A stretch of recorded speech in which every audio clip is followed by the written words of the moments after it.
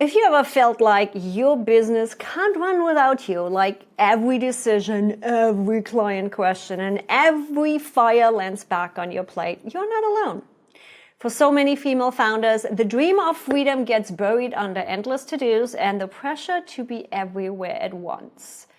Now, today's guest, and I would say a close friend, even though we don't talk every single day, Brooke Sellas knows the story inside out. As the award-winning CEO of B Squared Media, Brooke built her company and the radical idea that connection, not just campaigns, is the real competitive advantage. After years of leading with empathy and conversation, she's transformed her business and her life, proving that you can create a culture where your team and your clients feel truly heard. In this episode, Brooke shares how she went from being the bottleneck to building a business that thrives on trust, clarity, and genuine care. Get ready to discover what it really takes to lead with heart, delegate with confidence, and feel creative, and finally also create the space for the life you've been working on so hard to build.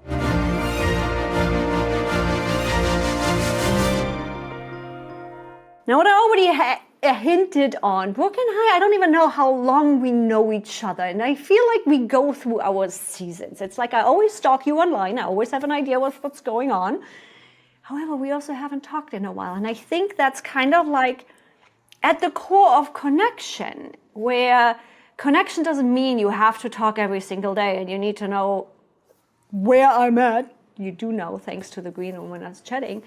But I'm curious, how do you see connection? Because in a world of AI being our therapist and social media giving us all of the connections and information we could have from anybody, how do you look at connections, and especially those connections with team and clients? You know, my very best friend in the whole wide world, I met when I was 13 years old. And we're still friends to this day. And I won't tell you exactly how old I am, but it's like over 30 years of a friendship. And we have the kind of friendship where we might not talk every day. We might not talk every week. We might not talk within that month. But when we get on the phone that next time, it's like we left off right where we picked up right where we left off. And I think when you do connection right in the beginning, that's how the relationship should feel.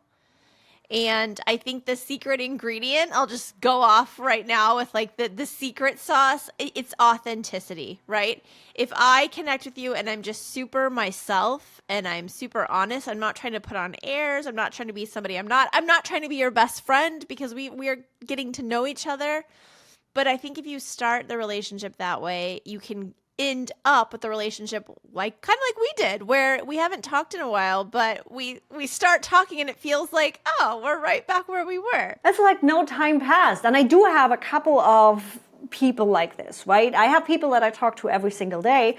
And then I have people where months go by, sometimes even a couple of years, and suddenly it's like, oh my God, the stars align again. I'm in your area. I'm nomadic, whatever it is, or projects align or conferences align. And it's like no time has passed. And that's kind of like where I see us. It's like we go through these ups and downs. And I think with clients, it's similar, right? There is push moments where a lot of gets done and we're working a lot with them, and then it goes more into kind of like an autumn winter phase, not me using season analogy as I'm freezing my butt in Michigan. But it's this, I love how you take this with authenticity, not trying to do something or be someone you are not. It just is that way where it's like we all go through seasons. And I love your mantra, actually, where your guys' mantra, your company's mantra, your mantra really is think conversation, not campaigns. And it really comes down to that quote, being authentic, right? Because you have conversations with people, and that's how I see you. Yeah. You don't have to try as hard. You know what? Life and in this case, what we're talking about, marketing, social media, all of those things, personally and professionally, get much easier when you focus on the conversation and not the campaign. So instead of me saying, I have this list and I check in with my clients every 3 weeks and I send the email template every 3 weeks and it's the same thing. No. I check in at different times sporadically, but authentically. And they know when they need me, they can reach out, and I'm the first one to jump on whatever they need, a call or a brainstorm session or whatnot. But I just think, yes, you still have to keep up the relationship, but I think when you do it in a way that focuses around like the conversation itself and not the outcomes of that conversation, you have a much easier time. And you even wrote the book on it. So guys, if you want to dive deeper into this, Brooke wrote the book Conversations That Connect, that dives deeper into all of this. Now, where I'm curious is I can teach to-do lists. I can teach processes. There is this, when we want to scale, at some point you're going to have a team, right? No matter if you're starting as a solopreneur, whatever, at some point you're going to bring somebody on. Now, when it comes to conversations, that stuff is hard to train. Not only that, it's you are also letting go of the conversations you had with clients, and now you are needing to trust your team. So I'm curious, let's do this step by step. Handing things off to clients and handing things off to clients. Now, getting things done for clients by handing it off to the team. How do you deal with this? Did you have a struggle of, oh my God, letting go? Now I'm trusting my team to have these conversations and have authentic conversations and really connect with the clients. I'm like, me as a type A systems person, I'm having half a heart attack over here just thinking about, I'm like, I love my team, don't get me wrong. Libby is my boss and I know she can handle the conversations. Everybody else, I would be like hyperventilating and need a brown paper back to hand this off. So did you have struggles with that? And if yes, how did you work through this? How did you work with your team through this? I think I still have those struggles, right? We'll turn 14 next year. And this is by far the biggest struggle that I still have in the business because much like you, I am type A. I'm a perfectionist and I like things done a certain way.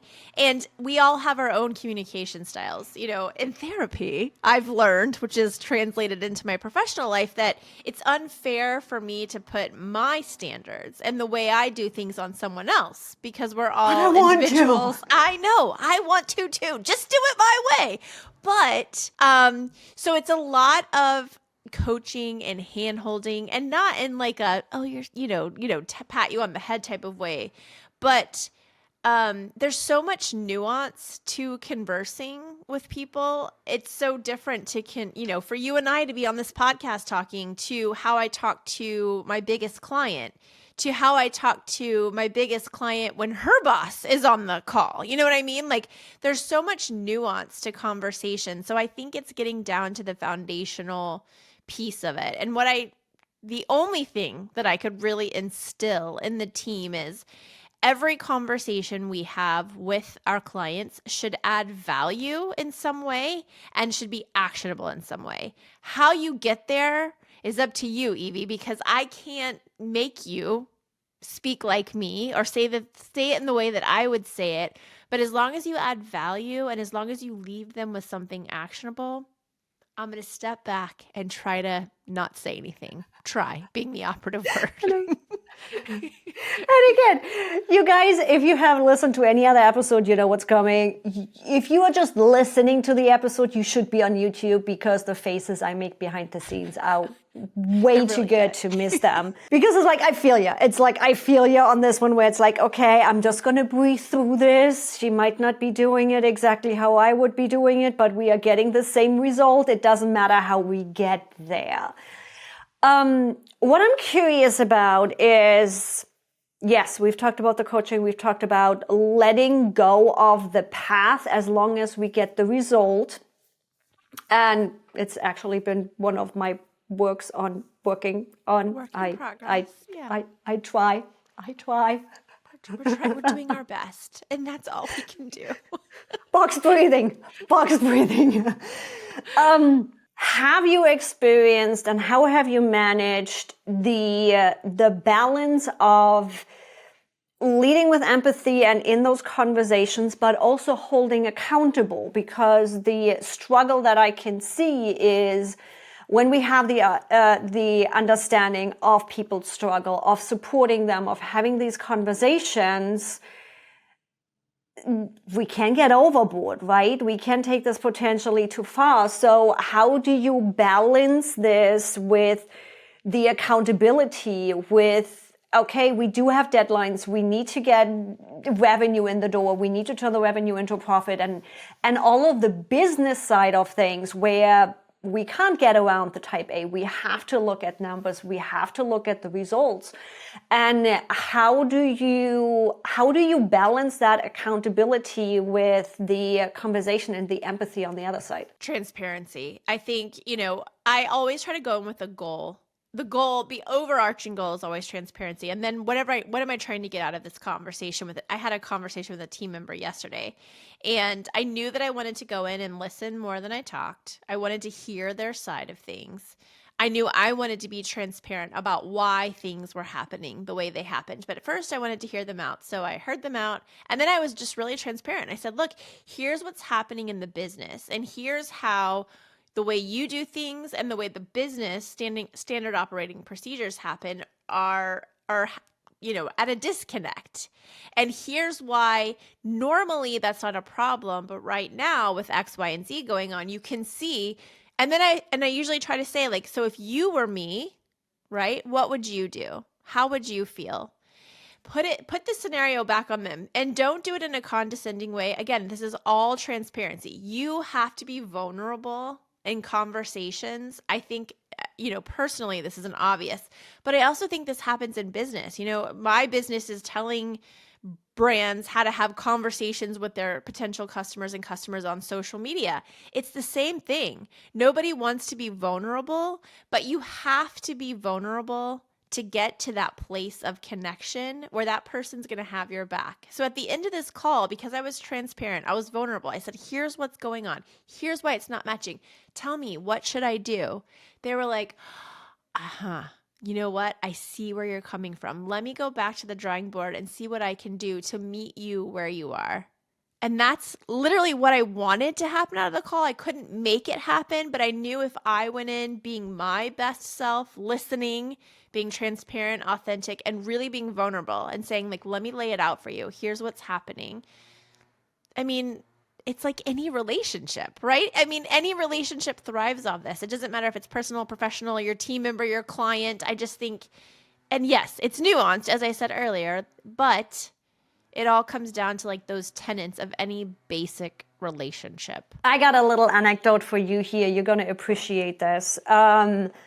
We've been going through a hiring situation right now, multiple different positions, multiple different things. And interestingly enough, in our application, the focus isn't actually on your skills. And yes, we ask for the resume too, but it is more about the personality. And it's been interesting. You know me, I'm a data person, right?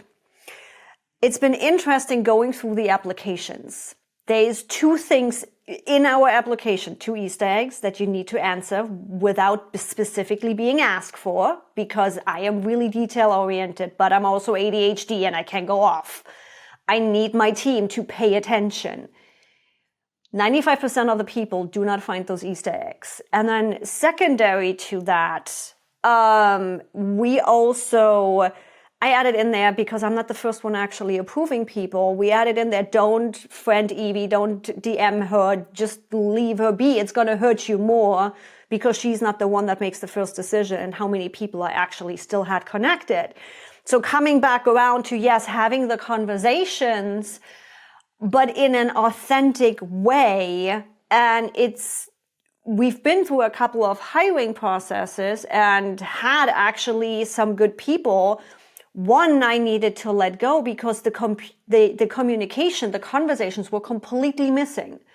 I'm like, yes, you are in a country right now that is getting slammed with weather. I get it. I told you 3 times, just let me know how we can help, that you are okay, because we literally worried that she is not well and potentially doesn't survive this weather.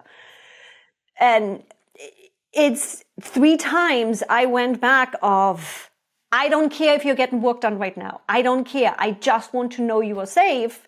And I had to say it 3 times. And I'm like, I can just do so much if you are not communicating with me, even just, hey, I'm fine right now, I'll get back to you next week. There was no communication whatsoever. So that's the opposite of having those conversations and having that communication. This being MIA, we all understand life. I'm like, we talked about it in the green room, right? I don't care what happens in your life. I don't care that I don't have the perfect video backdrop right now. I don't care if there is a moose going crazy or the yard guys making noise outside. I don't care. Literally just communicated. We all live our life. We all do our things. So when you mentioned just have this open and honest communication, I had that with my team when my business took a fucking nosedive, and I'm still waiting to see if the IRS is going to call me. That's how bad that year was. And I had the open conversation. I'm like, guys, this is what's happening. There is nothing I can do right now. We need to dig ourselves out of this again. Here's how I'm approaching it. Same with everything else, where it's like, just tell me what to do. Just tell me where you at, even if you can't tell me what to do, and I can act accordingly. So I love how you come back around to this open communication. Just share the damn thing. We are all humans. Life happens, but I can't do anything about it if you don't tell me. Yeah. You can lead a horse to water, but you can't make it drink. So, after those 3 times, if somebody can't meet, it's not even a communication style. They weren't communicating at all. That would be a problem. I have difficulties as well when there's a lack of communication. You can literally, in 3 clicks, is it 3? Hit reply, that's 1. Type NO, that's 2, and hit send. In 4 clicks, you can tell me no, and that's it. We're done. That was communication. I'm okay. I tell people all the time, this is one of the lines that I share with clients and team members and friends too. I'm like, listen, you can't hurt my feelings. Just tell me what you need so that I can take the next step. You know what will hurt both of us is if you don't communicate with me. There's nothing worse than non-communication. I'm like, yeah, I have a client right now where I literally have to talk to the general manager because the project manager is not communicating at all whatsoever. Those are nightmare projects, and we all have them. It's Thursday. The rest of the team is fine. I'm like, it's getting to the point where I'm afraid I might cost them their job. But at this point, I came in to help them. Yeah. You have to communicate your side of it. You can't just stop communicating because they stopped communicating. That's unfortunate. I don't know what that is. We see that from time to time. Maybe not in a while, but with certain people here and there. But I just have to assume like they have something going on in their own lives where they just have like analysis paralysis. But I just feel like if they could learn, if someone took the time to teach them or something helped them understand, like even communicating that, like I'm underwater, I can't help you. Like don't call me. I'm out, I seem to be having these communication projects right now because I literally with the sales team had this conversation. It's like, okay, if you don't know what the next step is, that's what I'm here for. Just freaking tell me rather than ignoring me for 3 days. This is where communication can turn into burnout when communication is not happening. And that was a perfect sideways. Yes, guys, I'm explaining to you how I'm running my podcast because I find it hilarious. Because Brooke also, as you all know, I always ask my guests questions beforehand, so I have an idea of where to take the episode and get the best out of my guests for you.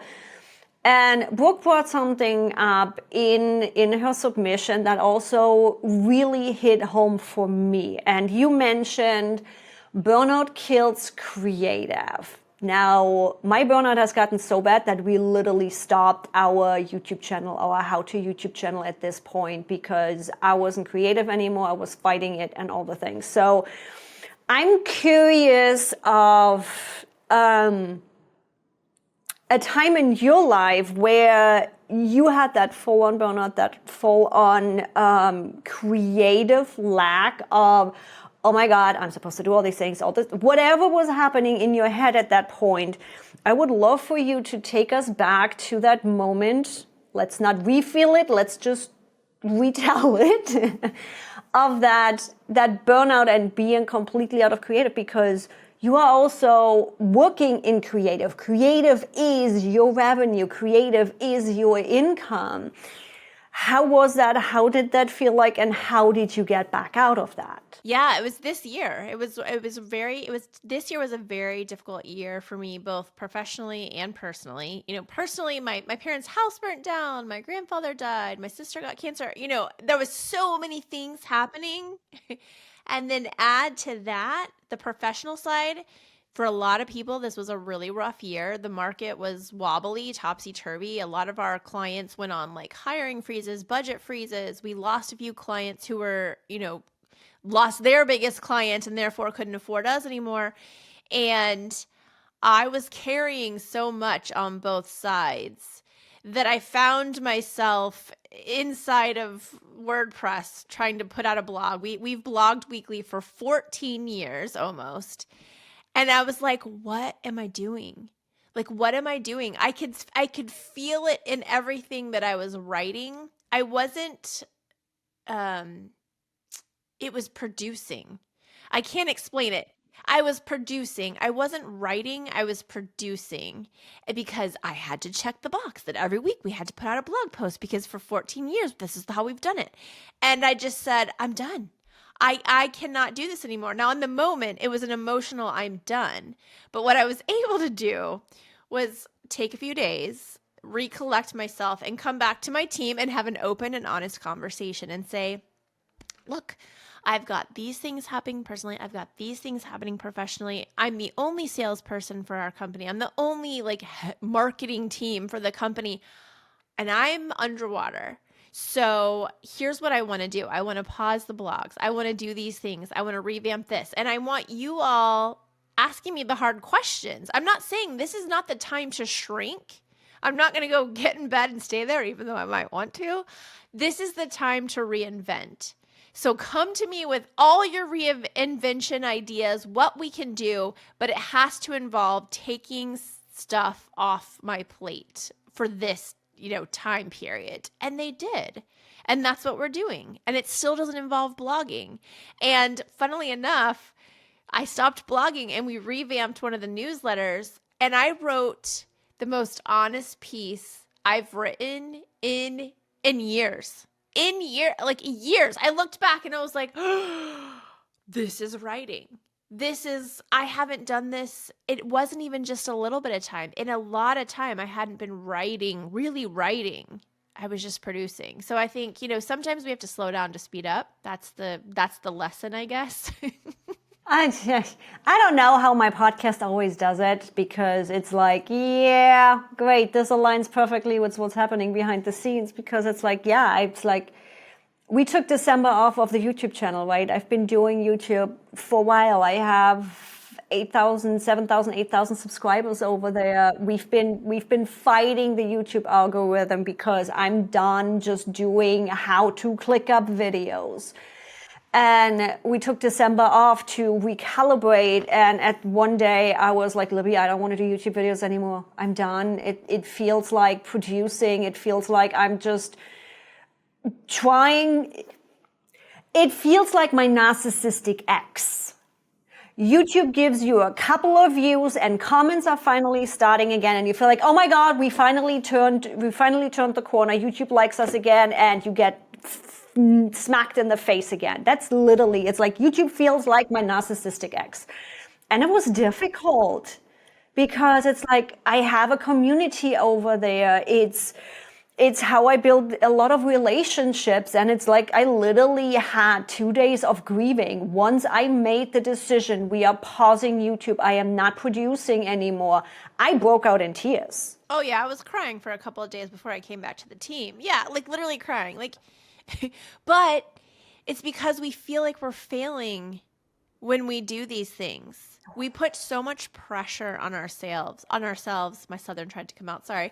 I think, and especially women, I'm just going to go there. I think we have so many internal pressures that we put on ourselves. Correct. There might not be anyone else in this world who feels like we failed, but we do. And that's all that matters, is that inner self-talk. Yeah, she is not always the nicest. I'm curious, for all the women listening right now that feel like they are in the weeds, that feel like we feel in the middle of our burnout, what would you say is the first step you would recommend for them to help them get out of those weeds? What's the first thing, now that burnout is behind you, what's the first thing you would tell them to do? Yeah, I think first, like, feel your feelings. You know, we try to just go and do into the next. We're producing. It's still producing. You know, we're going into the next thing and the next thing and the next thing. I think whatever that looks like for you, pause and allow those feelings to happen. Write them down, voice record them, talk to a friend, talk to a therapist. That's my chosen method, but that doesn't have to be yours. And you know, when you feel those feelings, allow whatever that is to happen. You cried. I cried. I did a bunch of yelling too. Like, there was a lot. I was feeling my feelings, but it's cathartic, and it's science too. Literally, your body, when you cry and yell and release all of that, it helps your body reset. So feel your feelings, and then collect yourself, and then again, go to your support group, whomever that is. For me, it was my team. And I just said, look, here's where I'm at. You got to have that authentic, transparent, vulnerable conversation. You have to have the uncomfortable conversation. Here's where I am. I cannot keep doing X, Y, and Z. What can we do instead? Do we need to be doing X, Y, and Z? What does it look like if we revamp it? What does it look like if we never make another YouTube video again? Run the scenarios and then pick what feels most comfortable, but also aligns with what those feelings were. Don't forget those feelings. We tend to, as women and perfectionists and business owners, just move to the next thing because that's what we do. We survive, right? We've got grit. But I don't want you to leave those feelings behind. Take them with you so that if you start to get into another cycle of getting close to burnout, hopefully you see it earlier next time. At least that's my hope. Oh, and find yourself a Libby. For anybody that hasn't heard about the Libby yet, she's literally my second brain. It's like I've been through body tuning coaches right now, working with a shamanic astrologer and all the things, and it's interesting because they're always kind of. I'm one of these people. I'm a little bit woo-woo, but it's also weird. Why should this work? I'm the one in between. I'm the type A woo-woo person. Really weird combination. You don't want to be in my head. Type A woo-woo. Yeah. And in one of those calls with my shamanic astrologer, he is like, does it turn you on? Which actually is my sacral energy, which is where I make decision. It's what it is. And I'm like, this is weird, because looking back at my processing of the YouTube channel, it's like I was fighting it. I was like a little child on the ground throwing a temper tantrum. That's how bad I didn't want to record videos. And I made the decision. Suddenly my creative came back within 24 hours. Mm-hmm. I was like, I had ideas. I want to do this. I want to try this. I want to have fun with this. And that energy, that excitement, that does it turn you on, came back with so many other things. I'm like, now it's been about a week since making this decision. I'm like, I was just talking with my assistant Libby today again, where I'm like, you know what? We have auto dubbing on YouTube. I don't care about doing YouTube produced videos and all the shit and all the stuff. I'm like, I love what Lucas is doing, but I don't need that on YouTube. However, I need an update to the specific process. what do you think of just putting it onto YouTube? Are we going to fuck up our YouTube channel even more? And she's like, you already paused the damn shit and don't want to play the YouTube game anymore. So what the fuck are you talking about, woman? Yeah. Yeah. That was kind of her reply. It's like, I love having somebody literally that knows exactly how I self-sabotage and be like, shut the fuck up and just do it. Yes. Your Libby is to my Tanya. So I think that is important, though. Like, Tanya and I agree. She knows me inside and out. She helped me write the book. So she knows my voice completely. She knows how I think. But she also, we fight like sisters, right? Because she knows when to push me, which I'm like, ah, but I'm always so happy that she did. So you have to find whomever that person is for you and surround yourself with people who, yes, are your cheerleaders, right? Because they need to know, they know our insecurities. They know when we need lifting up, but they know also when they can push. It's not push all the time. It's not cheerlead all the time. It's very situational. And finding someone who can read those situations and pull you along is so helpful in business and in life, right? Like, I guess you could say Tanya's my work bestie, much like my personal bestie who I met when I was 13. They know how to read you and they know how to then apply whatever to that conversation in that situation. And as you've heard, guys, ladies, however you would like to identify, Brooke's story is such a powerful reminder, no matter if business bestie or personal bestie, you don't have to do it alone. Simply have those conversations. People that can't have the conversations, let them fall away. And you finally are skipping the whole burnout. You're going to have the conversations you want to have, and you're going to have the support you want to have. And if you want to hear more stories like Brooke's, make sure you subscribe. And you know the shebang, it's all in the description. I'll see you in the next episode. And Brooke, let's not wait another year. Let's kind of like go back to type A and maybe set a calendar or something, because I always love our conversation. I love when we hang out. Let's not let the universe decide. Let's actively decide to catch up pretty soon again. I'm in agreement. Let's get it on the books. Bye, everybody.